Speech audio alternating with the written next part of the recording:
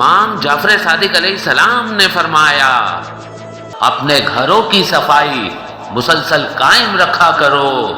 کیونکہ اس زمین پہ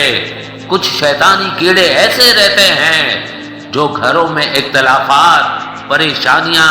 اور بیماریاں بڑھاتے ہیں۔ تو وہ کہنے لگا،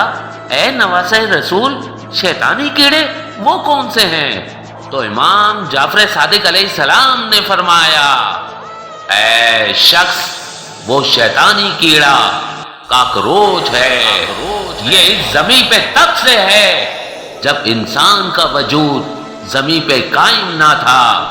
اور یہ مخلوق خود کو اس زمین کا مالک سمجھتے ہیں، اور اللہ نے ان کی آنکھوں میں وہ طاقت دی ہے کہ یہ جنات کو محسوس کر سکتے ہیں، دیکھ سکتے ہیں، ہر قسم کے ماحول میں زندہ رہ سکتے ہیں۔ لیکن افسوس، یہ شیطان کو اپنا دوست سمجھتے ہیں اور انسان کو دشمن، کیونکہ انسان کو اشرف المخلوقات کا لقب ملنے کے بعد یہ خلقت یہ سمجھتی ہے کہ اس کے حقدار تو ہم ہیں، کیونکہ اس زمین پہ زمانہ قدیم سے ہم رہا کرتے ہیں۔ تبھی جب بھی یہ جس گھر میں آتے ہیں تو اس گھر والوں کے لیے بد دعا کرتے ہیں، کیونکہ وہ یہ سمجھتے ہیں کہ یہ ہماری زمین پہ قابض ہو گئے ہیں، اور یوں گھر میں اختلافات، جھگڑے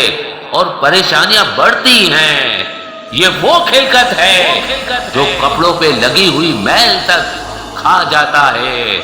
اور اگر اس کا سر تن سے جدا بھی کیا جائے تب بھی کچھ دنوں تک زندہ رہ سکتا ہے۔ تو وہ کہنے لگا،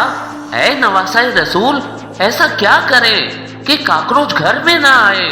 امام جعفر صادق علیہ السلام نے فرمایا، اے شخص، روز گھر کی صفائی کیا کرو، میلے کپڑے جلدی دھو لیا کرو، کھانے پینے کا سامان ڈھانپ کے رکھا کرو، اور کوشش کیا کرو کہ جب بھی گھر میں داخل ہو سلام کرنے میں پہل کرو، چاہے گھر میں کوئی ہو یا نہ ہو، لیکن تمہارے سلام کرنے سے وہ نحس مخلوقات جو گھر میں اختلافات پیدا کرنے کے لیے موجود ہوتے ہیں، وہ اللہ کے کرم سے گھر سے بھاگ جاتے ہیں۔